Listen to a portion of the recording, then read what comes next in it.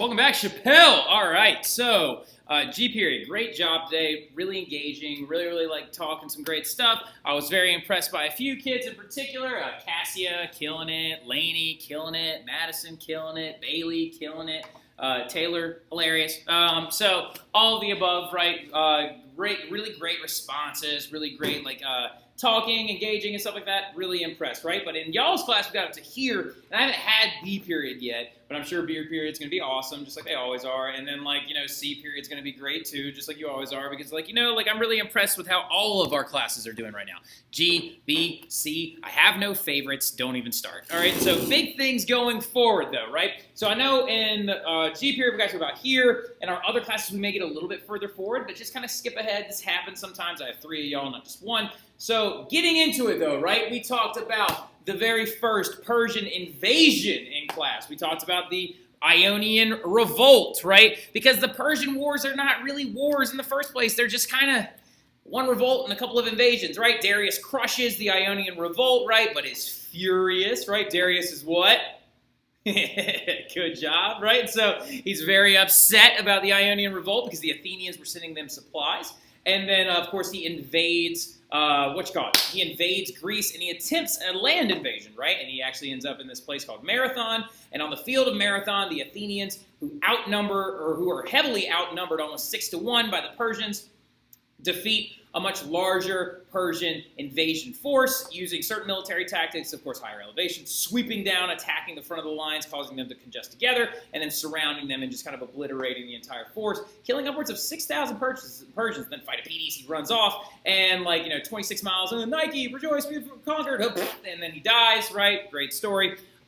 Big thing, though, right, are the results of the Persian Wars, right? So the big things we talked about is Madison made a great point. So, we believe that the Persians have probably learned their lesson, right? So the very first Persian invasion under Darius I is unfortunately going to fail because they only tried to invade by land. Their plan was to show up, get off their boats, hop onto the field of Marathon, and go ahead and attack the Greeks, right? Thinking that a small invasion force would be enough to destroy the Athenians, right? Turns out it wasn't. The Athenians kind of one up them. But then the Athenians commit to doing 2 things. One, building a huge fleet of these vessels called triremes, right, that have 3 rows of oars on them and also are designed in a triangular-shaped wedge formation.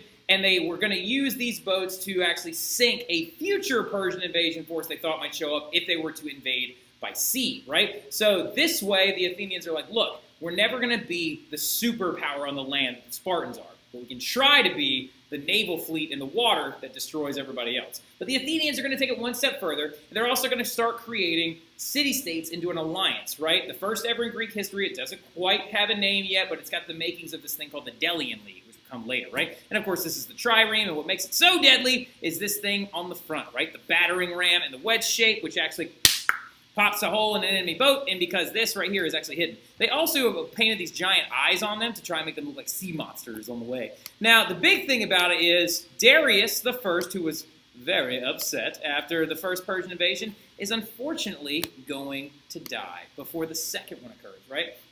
So the first Persian invasion occurs in the 5th century BC. The second Persian invasion is going to occur in the early 4th century BC. Now, Darius has died, right? Darius is dead. So the king of the Persians now is his son, and his son's name is Xerxes. Xerxes. Xerxes, right? Say it with me again. Xerxes, okay? You need to write that name down. Xerxes is going to become the leader of the Persians, right? And he plans on finishing the job he believes that his father failed to do, right? And so Xerxes is also kind of nuts, all right? So Xerxes is a little bit crazy. He's a little bit of a different bird, all right? So Xerxes believes heavily in mythology and the folklore of the Persian tradition. To give you an understanding, so Persia had planned on invading Greece by sea, and they needed to cross this area. They had planned on back up, Terry. All right, let's start over. The Persians, under Xerxes, plan on invading by both sea and by land, right? He had planned on, as you can see right here, we have a dotted line that is showing the land invasion. We have a wider dotted line showing the naval invasion, right? So Xerxes is like, there is no way that they can stop us on both fronts. We will march our way through on land, forcing the Athenians to go back to their home, and then we will show up and cut them off using our vessels, and we will destroy them, and we will suck the Athenian empire into ours, and we will conquer the Greeks, this annoying threat, right? Well, Xerxes is a little bit nuts, right? So this little strait right here outside of Thrace actually flooded when he was trying to build a land bridge so his army could literally walk all the way to Athens, right? He's trying to build this land bridge, and the big flood shows up, and it destroys his land bridge, and his servants come up there, and they're like, sire, the water, it like kind of destroyed the bridge we were building, so it's going to take us a little bit more time. And Xerxes goes, okay, go build another bridge, but before you do it this time, take whips with you and whip the water into submission so it doesn't do it again. So all of his guys were like, you really want us to whip the water? And he goes, yes, do it. And he forces all these guys to go out there and whip the water so it won't flood and destroy this bridge he's trying to build again, right? So Xerxes is a little bit nuts, all right? So like he's a little, he's not as good of a ruler as his father was. He's not as universally loved as his father was, but he does want revenge, and he wants to finish what his father started, right? So the big people he wants to go after first is Athens, right? His dedicated idea is to go after Athens, right? And the Athenians hear that he is coming, and they know that the force on land is gigantic, right? Almost 200,000 Persian soldiers are marching their way into Athens. And the Athenians are like, there is no way that we could possibly stop them. So the Athenians abandon their city. They just completely abandon it. And when the Persians arrive, Athens is completely empty, and he's like, burn it. And they burn the whole thing to the ground. But not before their force had actually hit a massively giant group of Spartans on the way there, right? So remember, big thing is in the first Persian invasion, it was basically just Athens being involved at the Battle of Marathon and dispelling and pushing back that first invasion, sending the Persians back home. Darius dies. Xerxes then wants to create an invasion using both land and sea, right? Now, in this new invasion, though, the Spartans hear word that the Persians are coming. And the Spartans decide to meet them before they ever get to Athens at this place right here, Thermopylae, right? And at the Battle of Thermopylae in 480 BC, the Spartans successfully weakened the Persian force enough to slow them down and then to have an eventual Greek victory, right? And the crazy intense story of the Battle of Thermopylae is absolutely off the charts, right? The Spartans were led by their legendary King Leonidas, right? One of their two kings that ruled over their entire area, or their entire kingdom, and of course he was the king in charge of the military.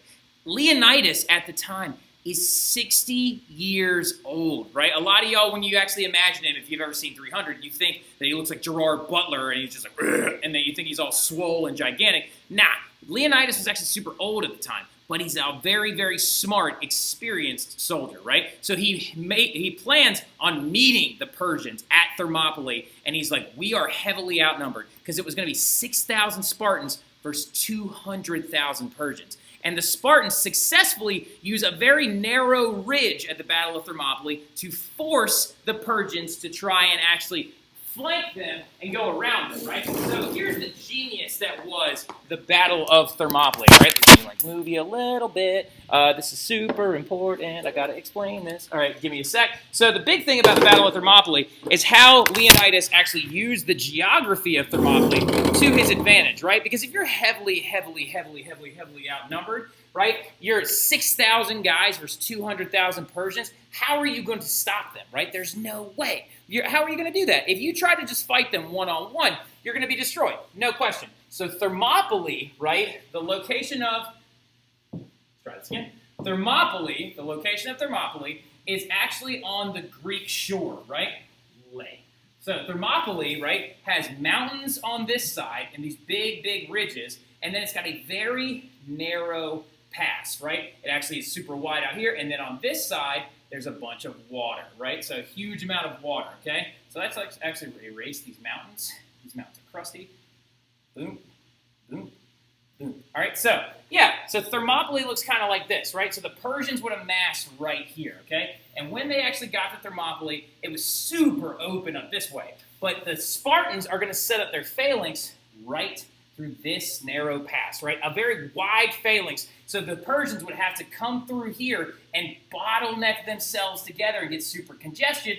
And then the Spartans would just kind of continuously kill and attack using the phalanx, right? Kill, push, move, right? And just keep pushing them back, okay? And the Spartans, using their advanced military techniques and the phalanx system, are going to be completely protected on this side by the water and this side by the mountains, right? So actually, he used that geographical advantage of the Thermopylae to prevent being destroyed by the Persian army, right? And unfortunately, King Leonidas is actually going to lose his life at Thermopylae, and so are the rest of the 6,000 Spartans that went off to meet the Persians. But they dealt a heavy amount of damage, right? And the story goes that, now this is not true, this is the mythical story, right? More than likely, the Persians just overwhelmed the Spartans and completely destroyed them and ended up killing all of them. But mythically, apparently, when they arrived at Thermopylae. Remember, this is all Greek myth, right? And Greek myth is usually told through oral tradition, and it's how they would also keep track of their history. Now, according to the myth of the Battle of Thermopylae, when he showed up there was a man waiting for him, right? And that man was dressed in all Spartan armor, and his name was Ephialtes, right? But Leonidas didn't know who he was. He was like, who the heck are you, and why are you wearing Spartan armor? Because here's the weird thing about Ephialtes. Ephialtes had a hunchback, and he had a messed up leg and a messed up arm, right? So he was sitting there, and he was kind of limping up. He was like, King Leonidas, let me help you. I'm a Spartan warrior as well. My father was a great Spartan warrior. However, I was not able to be raised in Spartan society because I am what? Deformed, right? And so King Leonidas looks at Ephialtes, and he goes, no. You are not worthy of the armor that you're wearing. You are not worthy of the Spartan gear that you have on you. You are not worthy of our time. We are sorry, but you cannot represent our kingdom because you were not fit enough to be raised in our society. So according to the myth, Ephialtes betrayed Leonidas and showed the Persians a path that went around the mountains and came up behind the Spartans. And that's how they eventually ended up winning, right? Now, that's the myth, right? And Ephialtes, according to a lot of accounts, is super deformed and kind of gross looking. And I'll show you a picture of him real fast, but this is what Ephialtes look like. Where are you at? Yeah, that's Aristotle. Ephialtes of Trachis. Ephialtes of Trachis. There he is. All right, so according to the myth, though, this is the guy, Ephialtes, that showed up. And he was super gross and grungy looking. This is actually from the movie 300, but he also is in the ancient Greek myths.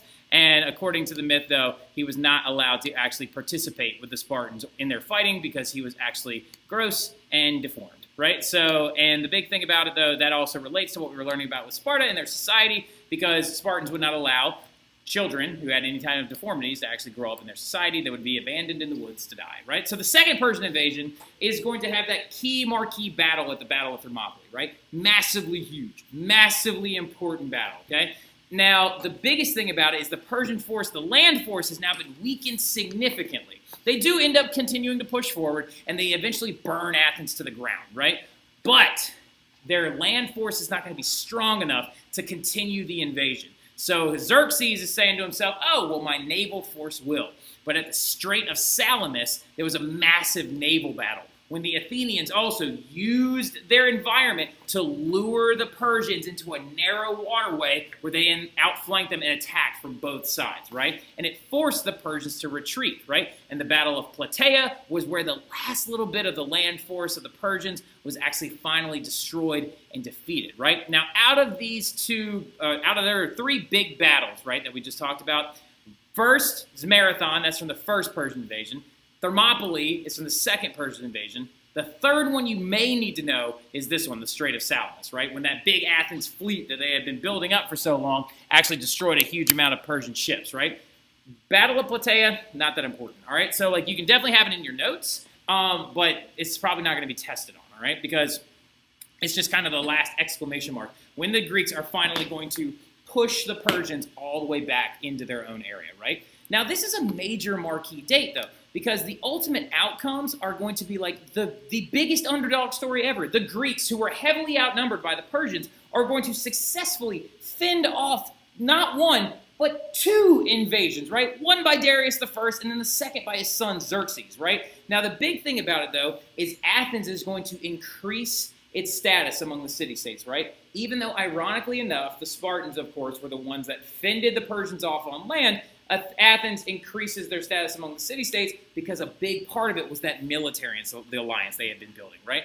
Athens then, following the second Persian invasion, was like, the only reason that we as Greeks were able to push the Persians back is because we had created that military alliance, right? And they were like, we need to create a formal one, a city-state alliance that actually will protect each other if something goes down, right? Sparta, on the other hand, though, was like, we are not going to be a part of any alliance that is ran by Athens, right? We are not doing that because they are not our friend. We don't like their government.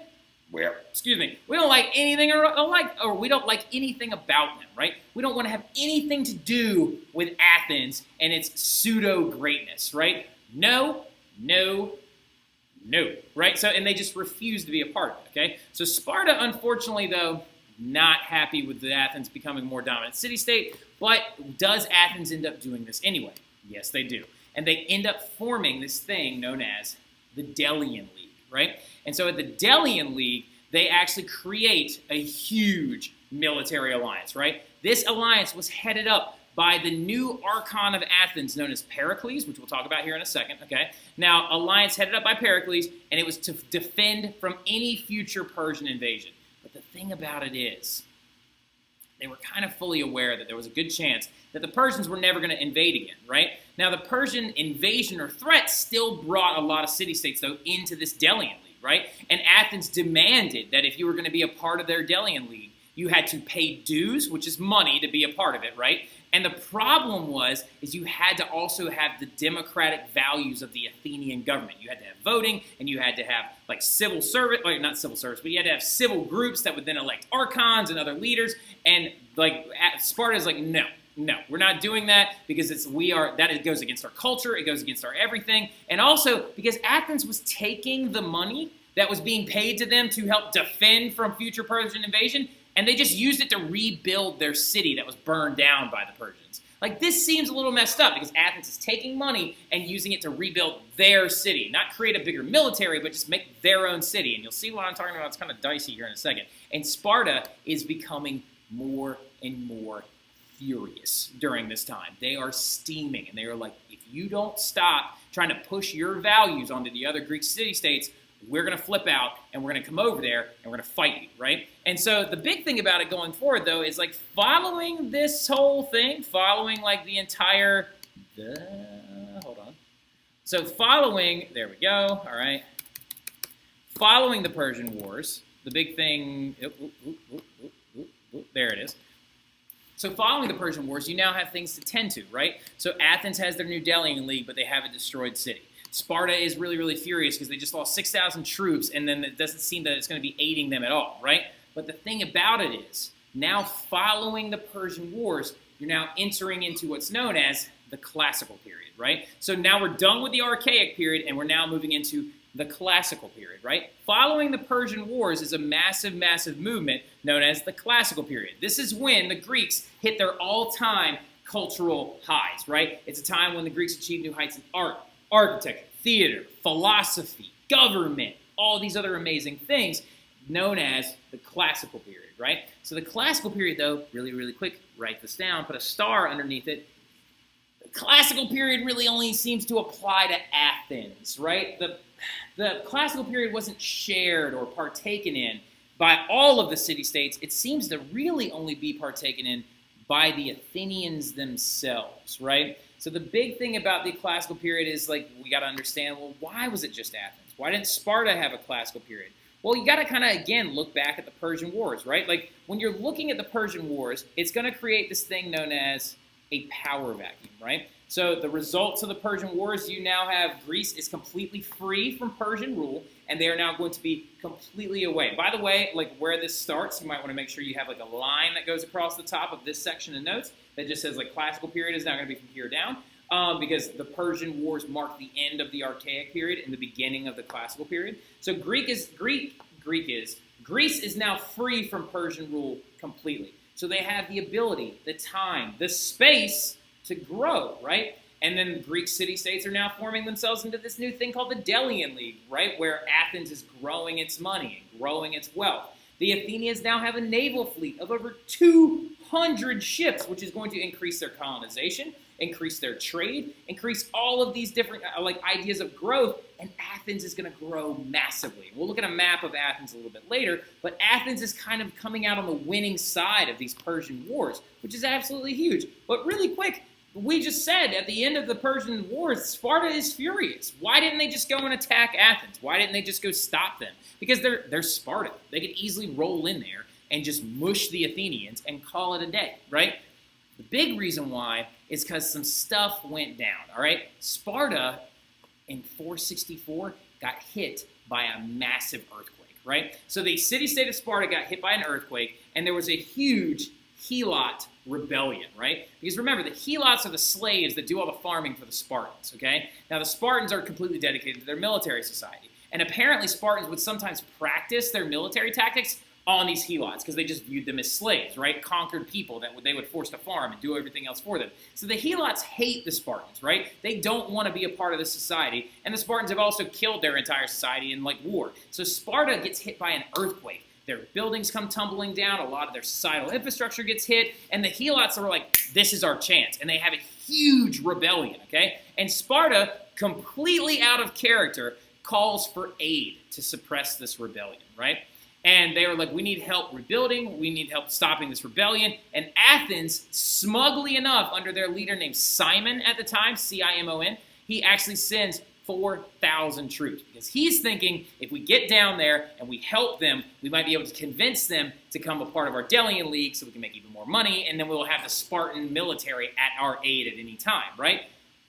But Sparta met them on the shores and sent them back again, right? So they were like, just kidding, we fixed it. We just killed a bunch of the Helots, we'll be fine. Mind your own business. And they just sent 4,000 troops back. They were like, whatever, fine, whatever, we don't need you. And the Athenians were super offended by this, and this rivalry kept growing. And here's the ultimate irony. The Athenians act like they're so much better than that, but before the second Persian invasion, Xerxes, remember that Persian king Xerxes?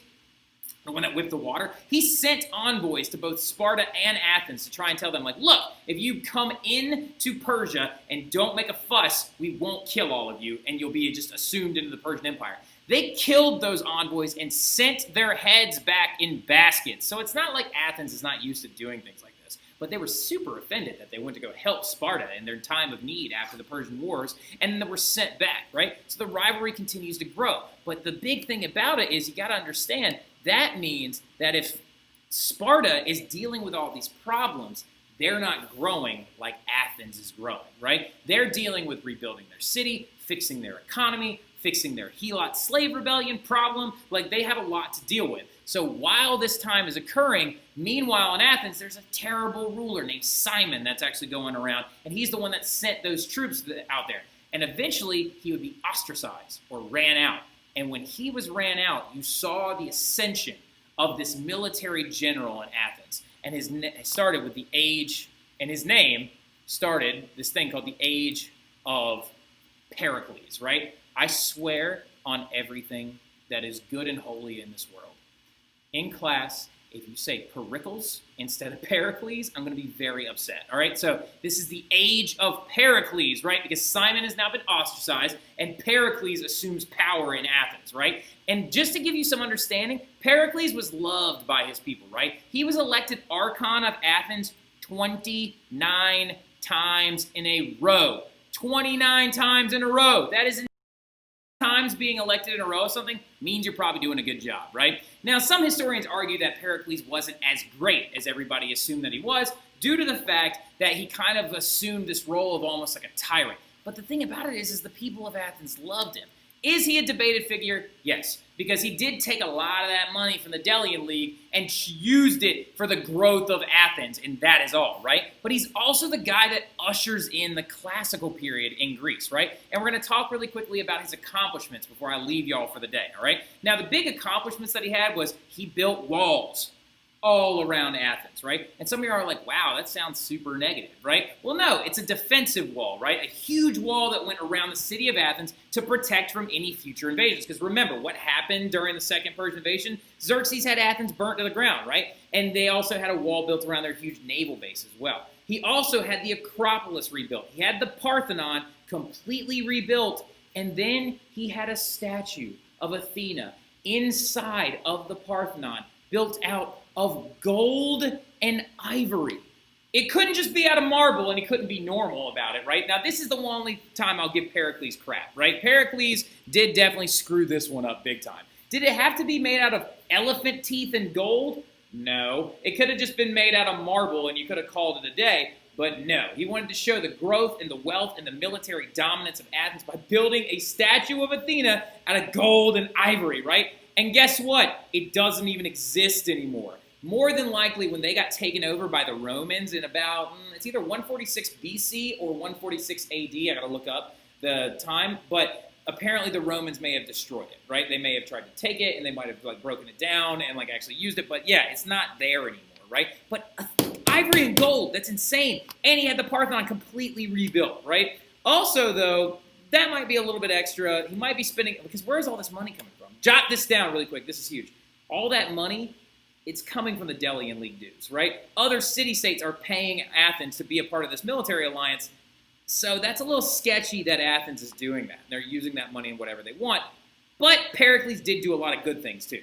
Big things including he reformed the government. Look, I looked up on Google, money, yay, and this picture of a Japanese baby and a pile of yen popped up first. And it was hilarious, so I'm running with it, right? So, because, look, he's rolling, man. He's just making it rain right now. It's huge. Because this all does have to do with money, okay? Because before Pericles, government workers always had to be rich people. They always had to be super wealthy. Because government workers in Athens, if you were to be elected to Archon or a part of the Democratic Council known as, the Bello, or it starts with a B, if you were to be a part of these councils, you did it unpaid, right? So the only way anyone could be a part of government work is if you were wealthy already, because most people can't go into a job and not be paid for it, right? He is the one that got government workers paid, though, right? Now, that's a really big development because it does mean that if a middle-class person from society wanted to be a part of the government structure, they now could, because they would actually make money while they're being a part of the government, right? Not necessarily losing money, okay? So him getting government workers is huge. You don't need to write this down. You do not need to write that down. But this is a trend that kind of continued forward, because now government workers are paid, but unfortunately, I think they're paid a little bit too much. Senators now only work 3 days a week, and they get paid $175,000 a year, right? The vice president makes $230,000 a year. The president makes $500,000 a year. It's crazy. But for Pericles, getting government workers paid, that's a big deal, right? Because he's trying to equalize society slightly in Athens, okay? So that is huge. So put a star next to that, the fact that he's getting those government workers paid, right? And also, since he's paying government workers, right, Pericles is creating pay for government workers, he also created more equal and fair elections. And the other big, more really important thing is he then begins to reach out to the poor. Now remember, the Athenian government and the Athens during the classical period under Pericles is all about art and science and music and theater, right? And the growth of the culture of the ancient Greeks, okay? Now, so since theater became such an important part of the Athenian life, he actually created seats in the amphitheaters, inside of these amphitheaters. Now, they were usually a little bit back up at the top or whatever, but inside of these amphitheaters where Athenians went for entertainment when they would go see theater shows, they actually had free seats to go to. So Pericles did create a society that allowed for poor to be participatory in it, right? So these actually are the masks that Greeks would wear during these big showings, during these huge theater productions, because they couldn't, since the actors were so far away, they had these big masks that would show the expressions of the faces of the characters that they were playing, and it's the reason why the modern-day theater is represented by, the smiley face mask and the frowny face mask, right? So, but yeah, so these are some of the masks that they would actually use to perform in some of these big theater productions, right? So the big thing about it you got to understand also is that he's creating this idea known as the golden age of Pericles, right? And what a golden age is a time of huge cultural growth and huge cultural prosperity, right? So he's going to also see the growth of the Athenian Empire. During the age of Pericles, the Athenian Empire got huge, right? Everything in green was owned or operated by Athens, right? And every single city underneath it was an ally or a property or a colony of Athens. And Athens is only right here, and it's only supposed to be able to control this little area right here, but they controlled the entire border of the Aegean Sea, okay? So they grew to be gigantic, not to mention the fact that new art, new theater, new jobs, and a huge economy is going to flourish under Pericles. Let me make myself smaller so you can see everything. There we go. But lastly, all the while, who's getting furious during this? And you can see their answer right down here. Sparta is flipping out because they're dealing with a rebellion and an earthquake, and Athens is becoming rich and prosperous, right? So this is setting up a lot of rivalry, but tomorrow we're going to talk about how the classical period keeps going forward, and then we're going to get into the big philosophers, and we're going to talk about some of the other products of the classical period in ancient Greece. But I'll see you guys then. I know this was a long one, but look, we lost today. We got to make it up somewhere. But I'll see you guys later. Y'all have a good one.